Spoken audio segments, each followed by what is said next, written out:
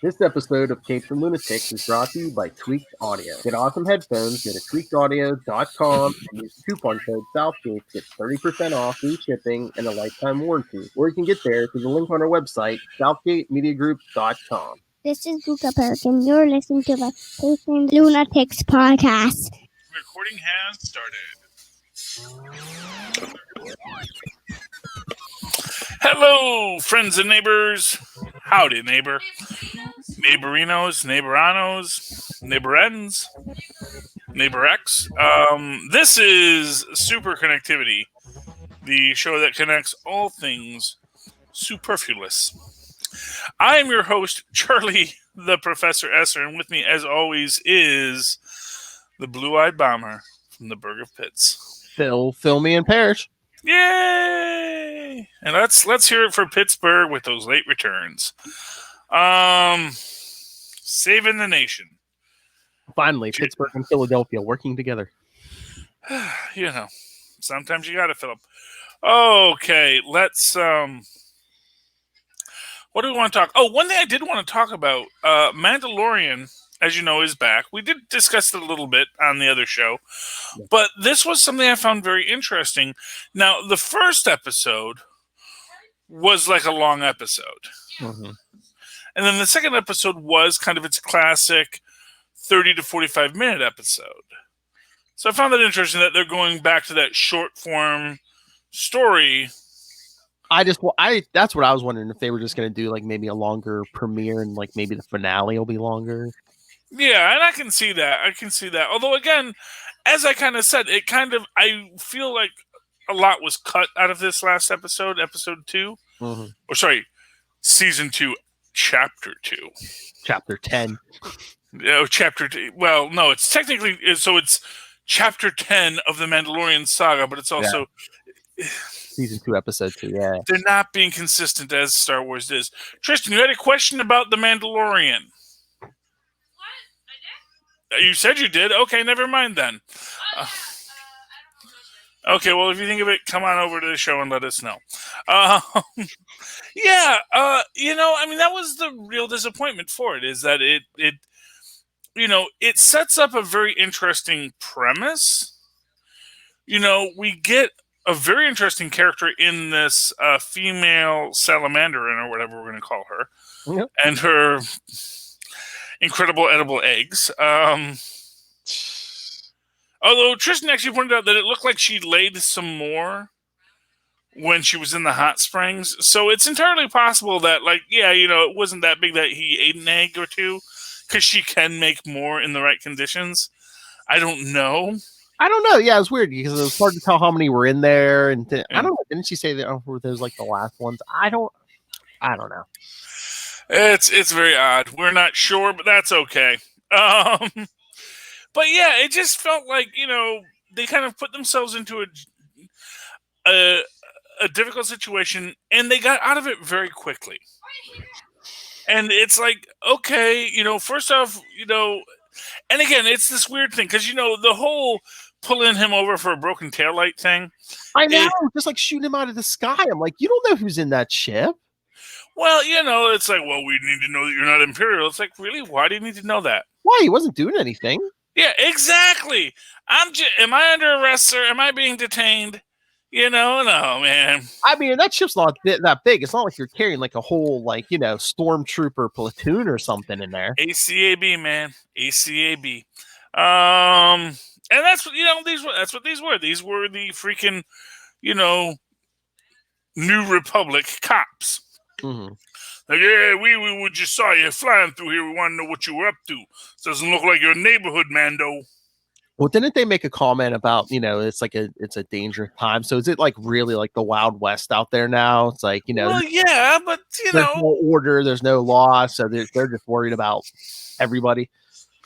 Yeah, okay, but still, I mean, I'm not trying what's he doing? I mean, that's the thing. It's like, okay, it's a, and granted, it's like, here's someone flying sublight. Why are you flying sublight? Why aren't you going faster than light? We know you can. It's like, but it's like, And I don't know. Also, I kind of wonder if maybe her species are like an invasive species. So helping them breed might be like a really bad crime in this universe. Yeah. Anything is possible, you know? I mean, yeah. I mean, they could have had like, some of his old enemies or somebody else shoot them out of orbit and stuff. But I don't know. I just think they wanted it to be them just for the whole plot device. It's like, okay, there's warrants for your arrest, but you did help capture some dangerous criminals. You did save the life of a lawman. So it's like, are you an anti-hero or are you, Yeah, but they still don't give them the freaking bounties. I know. So what, you help me out and I won't claim those bounties. I know. And they're, yeah. And, you ain't getting those bounties, Mando. Yeah, they wouldn't even help him repair the ship. I would have been like, you know what? I got a woman with aren't they supposed to be like the freaking good guys? I got a baby on board. Well, they might not know there was anyone else on board, but it's like, yeah, I got. But even still, it's like a motorist in distress. You're supposed to stop, or at least call a tow truck for him. It's, yeah. But they also know that he doesn't want to turn on his transponder because clearly there are people that. But then again, it's one of these things. It's like and that's the thing. It's like they ran his tags. They ran the plates, and so so we know that this your vehicle was used for this, and this is and it's like okay, all that, but what is your problem, people? And first off, if you could run my tags from the ship, why did I need to follow you back to your other place to run the tags? That's the thing. It's like. Are they just being, or if he's up to something shady, why not follow him to where he's going? If he's smuggling something illegal, why not? No, but you know what these were? These were small time cops. Oh yeah, who got to go. This is something my brother always said, man. If you're ever in a small town, the cop chases you, pull you over. Because that cop will kill you to pull you over. And they're just waiting for that high-speed chase. Mm-hmm. They want you to run, And so, yeah, I don't know. I really think that this is one of those moments that reminds you, like, oh, yeah, the Republic's kind of awful. The Republic are awful people, too. They're all awful. All of these people are awful. There's no oversight right now. Oh, okay. What is your question, Tristan? Get close to the mic. Okay, what do you want to tell me? Get close to the mic. I can turn the camera off. Okay, ready? There we go. I wanted to tell you that originally the spider creatures were originally going to be in the Empire Strikes Back.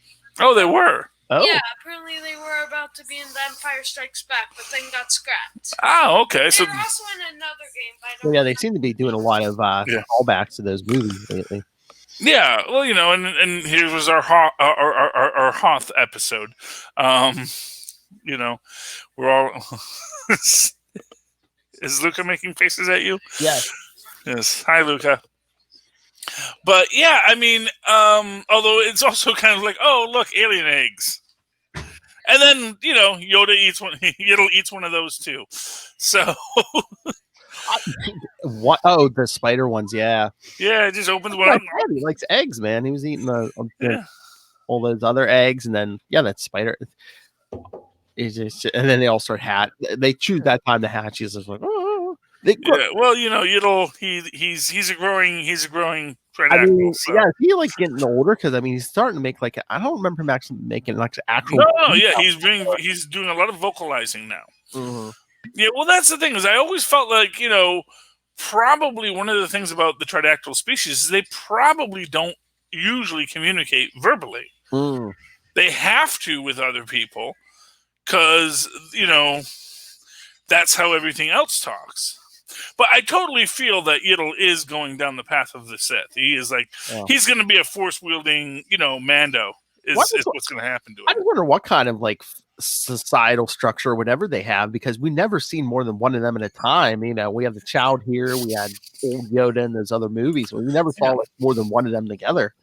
Well, yeah, they're probably a fairly solitary species. They're probably those Galapagos tortoises. They chill a lot.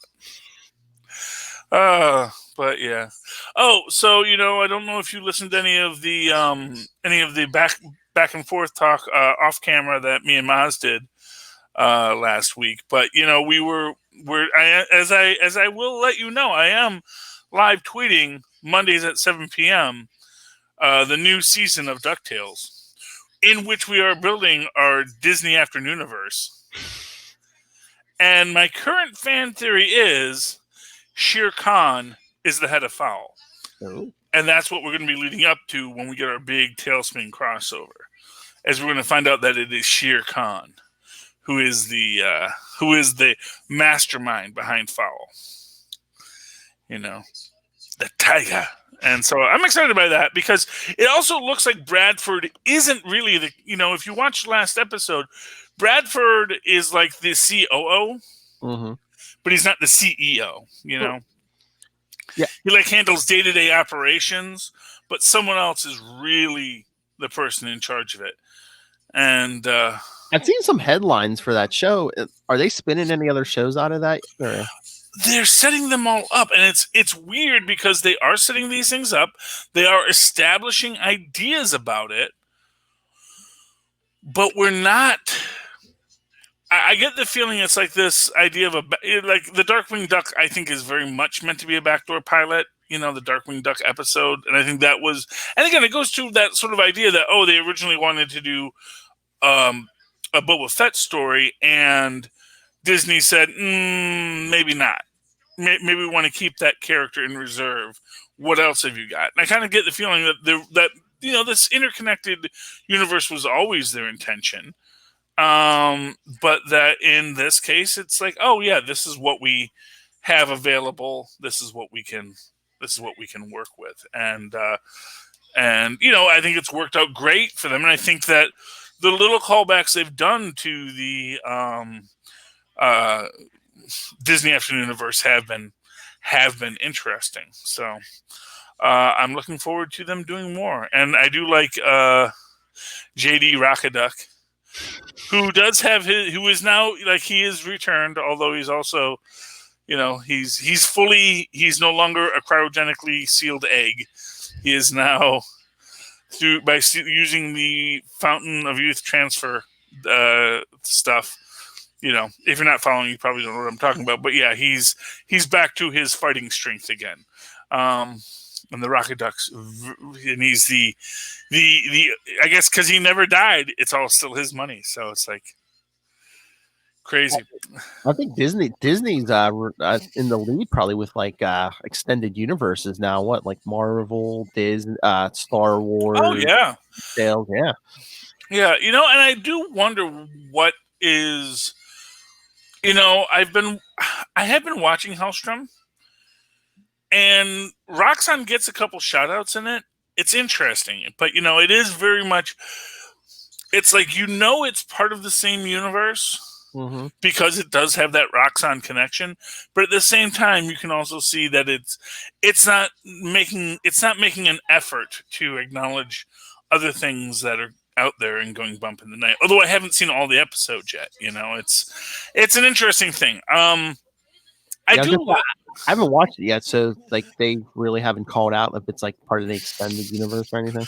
Yeah, no. The only thing that we know is that we see someone stop at a Roxxon station. So Roxxon, and that's the thing. And like in my mind, it's like, well, okay, that's sort of a gimme. That when you see that's Roxxon, that tells you what universe you're in. It's like if you get Iron City Beer, that this was a book written by Jim Shooter. But anyway, but it's weird because I don't know what they're doing with it yet, and I don't want them to basically say, the TV universe is gone, it's dead. We're not ever gonna bring those things back. And I think that I don't feel that that's a good idea. I think that, it had its false starts, but it's also the continuity that we have for this universe. And so I think that part of what people like about these universes is that things have consequences and matter. And I think they need to, and like I said, I haven't finished Hellstrom yet. They need to make that effort to say, yes, this is still part of the universe as a whole. And we hope you enjoy. Anyway, that's that stuff. You want to hop right to comics? Sure. Let's talk U.S. Agent, because I do not know what's going on in this story. Okay, thank you. I'm not the only one. Okay. Because it seems very time jumpy. Yeah. You know, they said we thought it was Cap and his Chinese fella friend, and then later we see John Walker, U.S. Agent. And then we get this. It's very weird because we see that basically someone blows up the power plant, but that seems to have happened after John Walker shows up. But John Walker is being sent because they blew up the power plant. It's very strange. We have John Walker basically capturing pizza delivery boys. Because isn't one supposed to be like a bomber or an assassin or something? Something like that. But again, it's like, what a weird... I know. The premise, it's very disjointed, and I get it. And I like Maury. I like our Chinese ninja master, I guess. Yeah. Although, is he a ninja master or is he just a delivery boy? It's like, yeah, I know about guns and I can, and I know some quick kung fu moves, but that's about it, Yeah. I'm not Shang-Chi, buddy. And then we find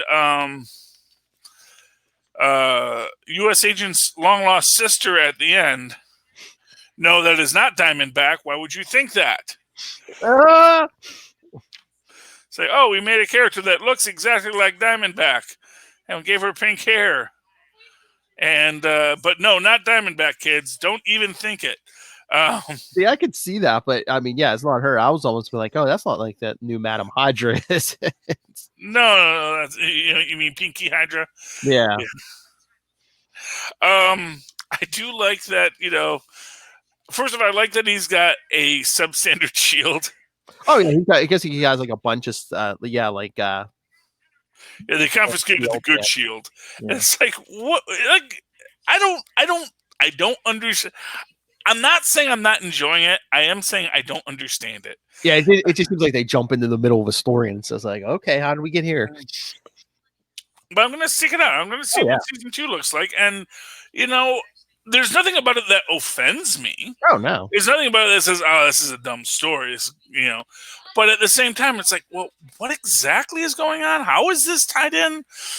What's going on with Valerie Cooper? Yeah, like I think we did a time jump in the beginning there, but I'm assuming we're going to get back to that. But yeah, and I got to see, like, is there another person pretending to be to John Walker? That's sort of like what I'm trying to get to in this. Oh, maybe. Because like it sounds like a guy who looked like U.S. Agent showed up originally, and then John Walker is coming out there after things. It's a little bit confusing. And then this whole thing with the sister at the end. Remember when we covered that his miniseries from the 90s? Like, remember that guy pretending to be his brother? Now, it's either his real sister or someone pretending to be his sister. Oh yeah, was someone pretending to be his brother? Remember that bloodstained guy? Remember? Maybe I missed that issue. I don't know. No. Remember me and Lil cover that one on Comic Capers? It was like a 4-issue miniseries. The whole Scourge thing. Oh yeah. Okay. Pretending to be his brother. Yeah. But his brother was dead, and he knew he died in Vietnam. And also, it was never mentioned that he had a sister before, and you would think that would come up because he had parents. Yeah. Oh wait, he does have a sister. He does, because remember in those backups we covered, like him and Battlestar went to his sister to ask, when his parents were buried. Yeah, that's right. Oh, so here's his sister, and someone decided to make her a superhero too. I was gonna say, wasn't she like living in the suburbs? And all of a sudden, yeah. Well, hey, so's Black Widow right now, so don't assume. By the way, that entire idea, it's a little weird to me. Well, it's sort of like, and it's one of these things where obviously, they always recycle ideas and thoughts. And it's like, wait, what was, because isn't this a film with Morgan Freeman where the woman has amnesia, then she realizes she's a super spy? Oh, Samuel Jackson. Yeah, Long Kiss Goodnight. Sam Jackson, yeah. Oh, that was Sam Jackson, yeah. Long Kiss Goodnight. That's what it was, yes. Great film, by the way. Love it. Yeah. And kind of interesting in this things too. Yeah, and I didn't get the chance to read that issue yet. Just I've been a little busy since Wednesday. Had 3 days off and have just basically been, ignoring the news. Yeah, it's been a week, Philip. I know we're gonna get there. It's gonna take a while. Yeah. Well, it's all winding down. I'll be honest with you. At a certain point, here's the thing. This is the first rule when you're dealing with a person who's being psychotic, is you get calm. Mm-hmm. The calmer you are, the more psychotic it's a grounding technique. You can't really do it with an actual fully psychotic person, but if someone's just losing their stuff, if you just completely stay calm, do not react to them. Oh yeah. They eventually start to realize I look like an idiot right now. Of course, yeah. It's like, okay, yes, we're just gonna count the votes and we're gonna see where it goes, and and that's the thing, and we'll see what happens. We'll see if the sun comes out tomorrow. Or if we're just gonna walk the same path every day forever, Phil. Forever and ever and ever and ever. Oh, Thor, yes. Thor number 9. Where does Don Blake go? Which is just I don't know. And at first I was going to be like, wasn't he a severed head after the last time we saw him? But I believe that was before the 20, what is that? Yeah, that was before Franklin rebuilt everything. And this is what Franklin decided to do with Don Blake? I mean, I guess. I mean, you could say he gave him his paradise, but, he went insane. Well, yeah, because eventually he realized, he realized it wasn't what it seemed. But the idea was to put him into a dreaming state. Mm-hmm. But the problem is that if you wake up in the dream, but then you can't wake up in real life, it becomes a nightmare. See, usually when you wake up in your dream, you only have a few minutes of dream time, or you have a limited amount of time in the dreamscape where you can actually enjoy it.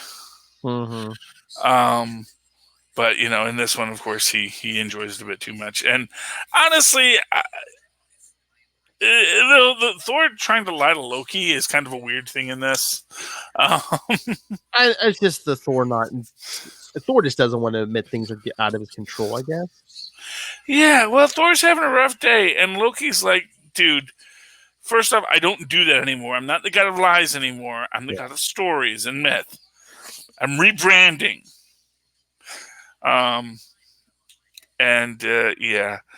And of course we see that basically Don Blake has brought about his own Ragnarok, his own thing, and here he is with his scalpel and his stick, with his crazy Wyndham genie. His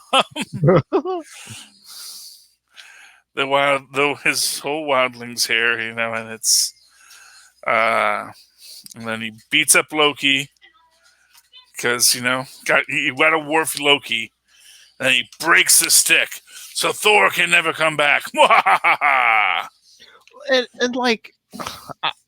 I mean, I don't know. Again, I think there's been some retconning, but it's like if Thor could just smash that hammer still and bring Blake out, why wouldn't he just do it from time to time? Well, but more to the point, it's like, why would you? So the original idea, and that's one of those things, when the hammer first fell to Earth and Don Blake came back. And then he, when he first comes back, he's old, and then he gets euthanized. He gets younger before he actually gets around to picking up the hammer. And, that's a thing. And that was an interesting thing they did to bring Thor back. But then, they have him kind of going insane then too. And really, it just seems like, Don Blake is just crazy because he's not a full person. He's not a real being. Yeah. He's a shade that was created for this purpose by Odin. But the thing is that he was also he is kind of it's the Daedalus conundrum. He was created, but he feels he's a real boy, but there is an aspect of him that is not a real boy, and he knows that, and it drives him nuts. Just the idea that he was created. He was created for a purpose, and not a purpose for him to find for himself, but a purpose that someone else intended for him. And then he gets abandoned in that loop of a dream, which is also weird because, why would you do that with him? Why is that an idea that seemed like a good idea at the time? But is that like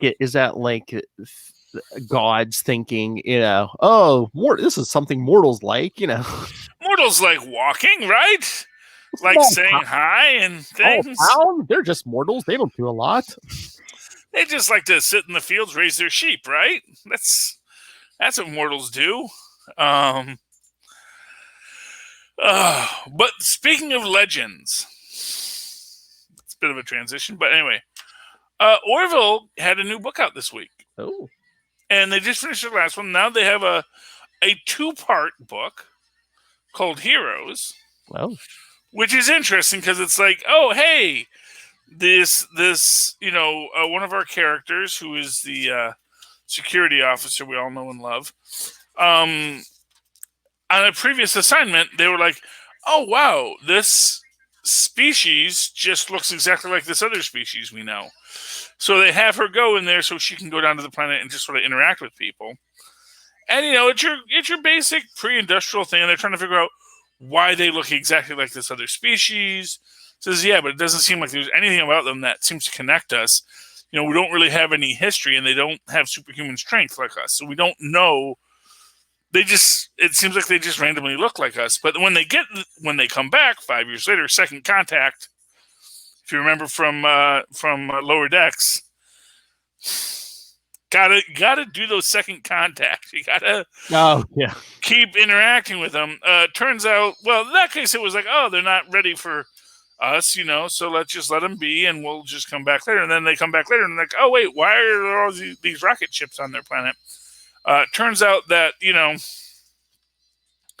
this race of not the Ferengi are, making them work. Actually, these guys look like the guy who piloted the Millennium Falcon with Lando in Empire Strikes Back. So, okay. Oh, not Empire Strikes Back, Return of the Jedi. So, yeah.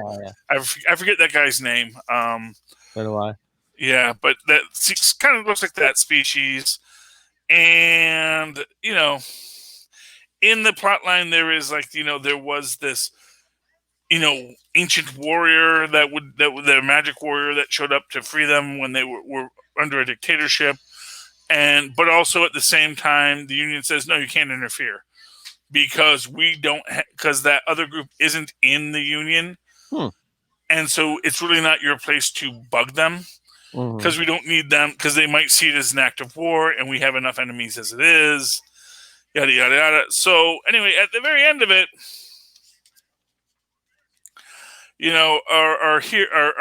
our protagonist character, he just says, hey, Captain, can I take some leave? Wink, wink. And he's like, okay, have fun. So she takes a little bit of leave time to go down to the planet and be a superhero. So, yes, next issue, she gets to be a superhero, and we'll see how that plays out. Did you read Avengers? Yes, I did read Avengers. Oh, more of why everyone hates Mark Spector. He's just such a self-important ass. I'm sorry. Yeah, but also too, I mean, it's mental illness. You know what? Is it though? Is it really, or is it just an excuse he's using? He has multiple personalities. He has this Khonshu whispering in his ear half the time. Yeah, I mean, I can see that. I mean, hey, the gods can drive you insane. Ask Don Blake. Yeah, clearly, yeah. But his whole, I was right.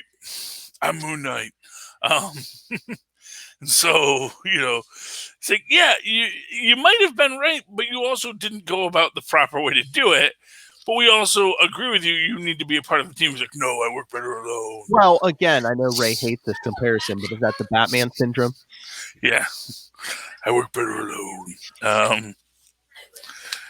And then we have the Oh no, it's the Spider-Verse, but Mephisto's.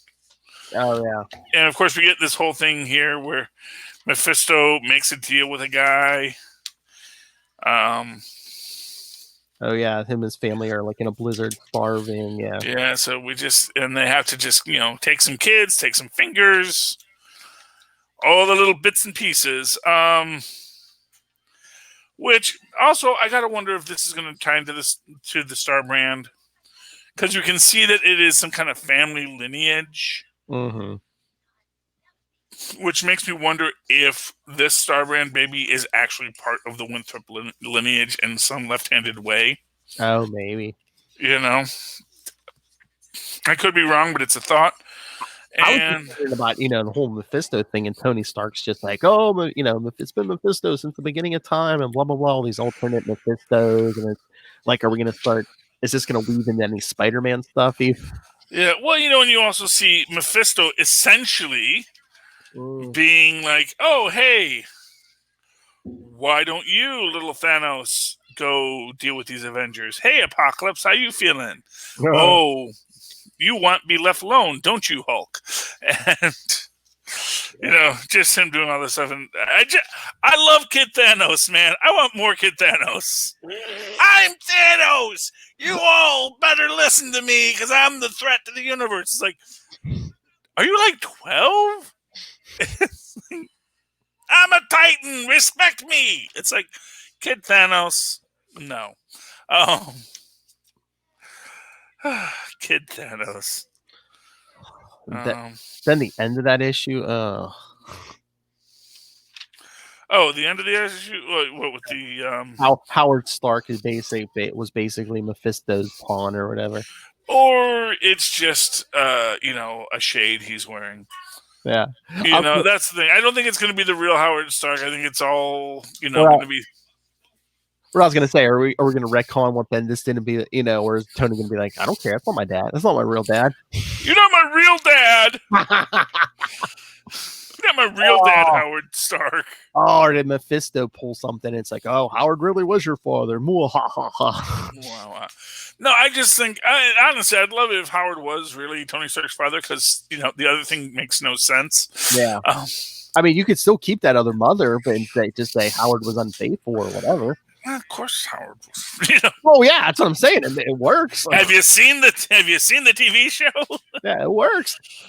Honestly, I just want him to just have actually, you've got 20 brothers and sisters. We pay them off, but yeah. And they're all super geniuses. Actually, 90% of supervillains, the Shocker, who built the shock things. Yeah, that's because he's actually Howard Stark's illegitimate kid. Male, female, every color of the rainbow. You've got siblings all over the world. It's like the Higgins brothers. And one day we will unite. The Higgins brothers. That's from Magnum PI. And Higgins' father was a bit of a cad, as they say. A very fertile cad. But yeah, so I mean that was comic books this week. It was interesting. I like Mephisto as a villain. I'll give it that much. Yeah. I think that there's all sorts of potential there, and I just like the idea that Mephisto's always like, but am I? Just said, "Ooh, I'm Mephisto. Oh, I've been manipulating you all along. Yeah, or have I?" Like Loki, God of Stories, 90% of his power is just like, what? Huh? Like, ooh, I'm the thought in your head. I'm the whispering serpent. I just wonder at the end of the story, because they said they have Khonshu locked up in Asgard right now. But if are they gonna have to team up with Khonshu to take down Mephisto or something? Or... Who knows? I actually want it to be that the Beyonder shows up at the end and it's like, no, don't kill Death again. Please don't kill Death. Beyonder. Yeah, well, because that's the thing. It's like that was always my favorite thing with Mephisto is when Beyonder goes down and he's like, now what am I? I'm an itch. I'm annoying. I can't do it. My whole thing was death, and I was, then I got souls, but now no one dies. What am I going to do? I'm having a bad day. Yeah, no, Mephisto's funny. Oh, I had a recommendation for you. I don't think you read Guardians of the Galaxy #8. No, I did not. No, I I did mean, not. it's our buddy Al Ewing writing it, but Okay. it started last issue. It's Empire Aftermath. There's like a peace summit going on, like an intergalactic peace summit, and like one of the delegates got killed, and they framed Marvel Boy for it. But Oh, yeah. So yeah, guess who comes in, locks all the doors, and has to play detective and try to figure it out? Rocket. Rocket, yeah. Yeah. Detective Raccoon. Like I said, it's Al Ewing, so it's pretty good. Yes. So I will have to read it. That, and I got to get back to reading my Black Widow, because that is such a good story, and I really, like I said, I just I did not get the chance to get to everything I wanted to this week. Yeah. It's like there's other things in my mind, and I was, like, here's what I'm gonna tell you. I took these 3 days off. I am glad I took these 3 days off. Oh yeah. Because honestly, I don't think I would have, and I was so mad that it fell on payroll Tuesday. It's like, okay, well, I'll go in on payroll Tuesday. I'll do the process payroll, I'll handle all the things, and then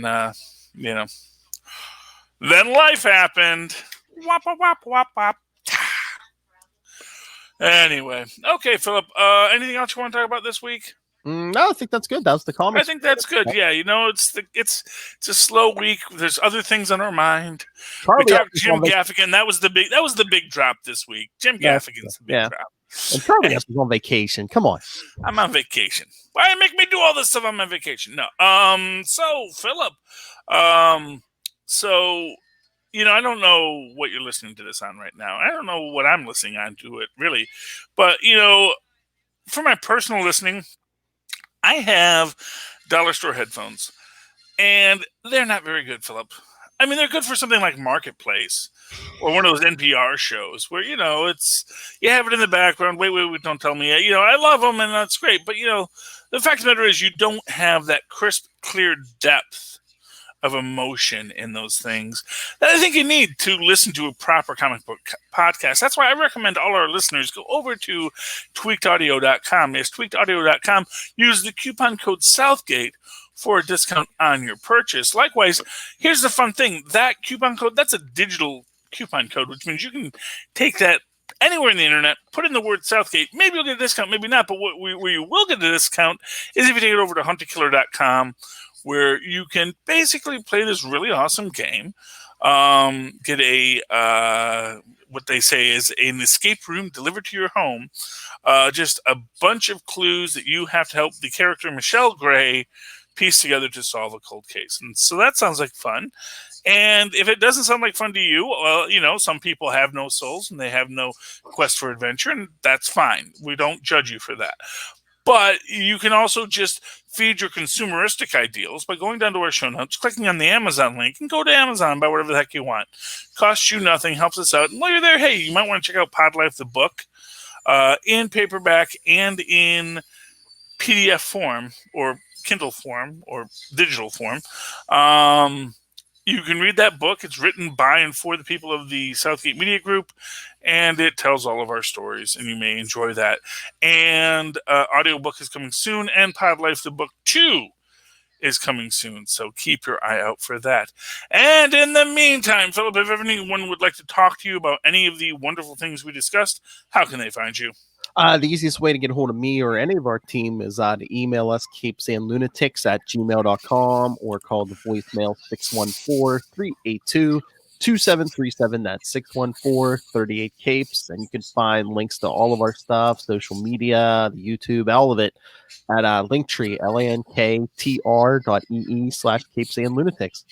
Very good. Of course, if you'd like to write to me in that old-fashioned email way that we are Maz and Paz once did, and Mephisto does as well, at Charlie S. Or no, sorry, at Super. You can do so at superconnectivityblog@gmail.com. That's superconnectivityblog, all one word, @gmail.com. And what you can also do if you are a hip young person and on the Twitter. I don't think hip young people are on Twitter anymore. I think I'm already aged out. You can watch me live stream, well, not live stream, but you can follow me on Twitter as I discuss, as I live tweet. That's the word that the kids are using. DuckTales, 7 o'clock on Mondays. It's the best show you're not watching. deep lore and fancy characters, and they're ducks.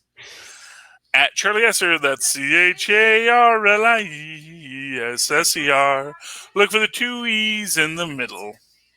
For quality. Bing!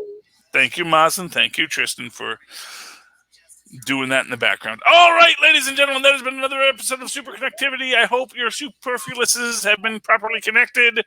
Please, if they are not properly connected, be careful with them. They could go off at any moment, and come back again next week. We will try to super connect them again. Good night. Good night.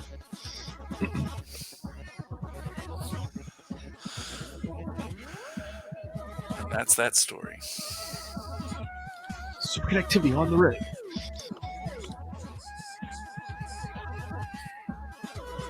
That hotel Wi-Fi was pretty good. Yeah. Well, hotel Wi-Fi often is, especially when there's not a lot of people in the hotel. Oh, yeah.